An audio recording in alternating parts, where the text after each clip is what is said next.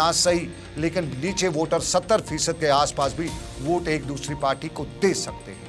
तो फिर सजाद गनी लोन इन्हीं तस्जुम के बीच में अपने आदाद शुमार बताते हुए बता रहे हैं कि कुपवाड़ा उनका अपना, बारामूला में उड़ी से वो बड़ी लीड लेके चलेंगे, बांडीपुरा में भी उनका अच्छा खासा है, और फिर टंगमर्ग से लेके बाकी मामलात में सजाद गनी लोन आगे रहेंगे।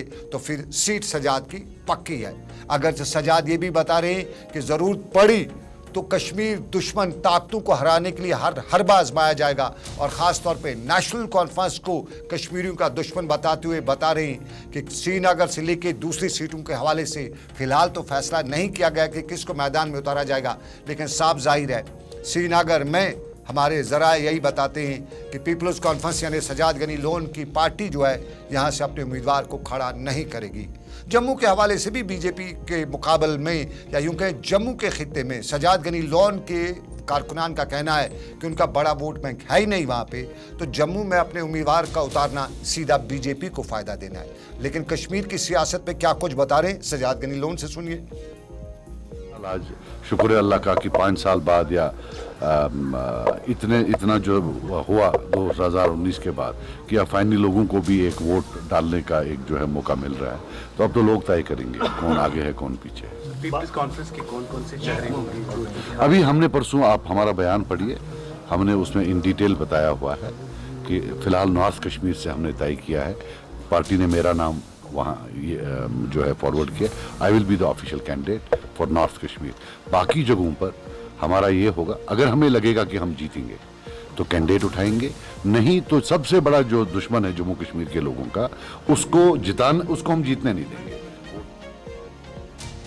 सबसे बड़ा दुश्मन जो जम्मू कश्मीर का, उसको हम जीतने नहीं देंगे।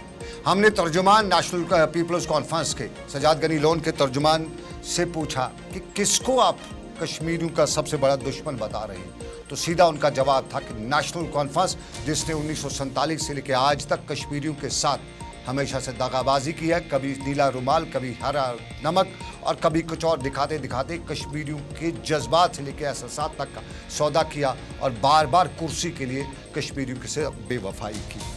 ये कश्मीर की बात। लेकिन जम्मू के हल्के से पीपल्स कॉन्फ्रेंस बता रही है कि जम्मू में भी वो अपना उम्मीदवार नहीं उतारेंगे, क्योंकि जम्मू में अगर उतारा उनका उम्मीदवार, मैदान में उतरा, तो वो जो वोट काटेगा उससे फ़ायदा बीजेपी को बराह रास्त होगा, और बीजेपी की जम्मू में भी उनके बकौल सूरत हाल दूसरी है। सुनिएगा क्या कहते हैं बीजेपी के बारे में।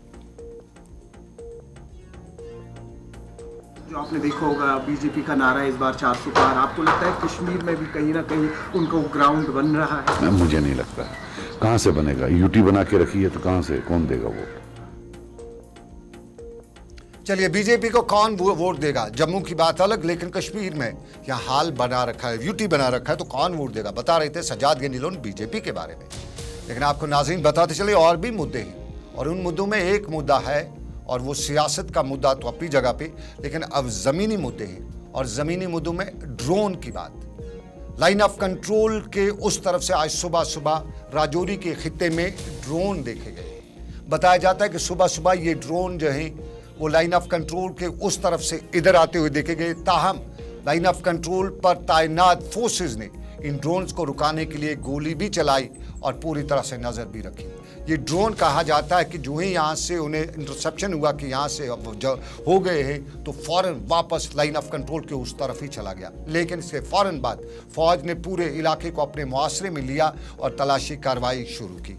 तलाशी कार्रवाई की वजह यही दिफाई ज़राए ने बताया कि लाइन ऑफ कंट्रोल में ड्रोन का देखे जाने का मतलब यही है कि कहीं न कहीं या तो उसने हथियार गिराने की कोशिश की या उसने मंशियात वगैरह गिराई, तो इसलिए पूरे इलाके को मुहासरे में लिया गया। ताहम आखिरी खबरें मिलने तक किसी तरह की कोई चीज़ वहाँ से बरामद नहीं हुई है।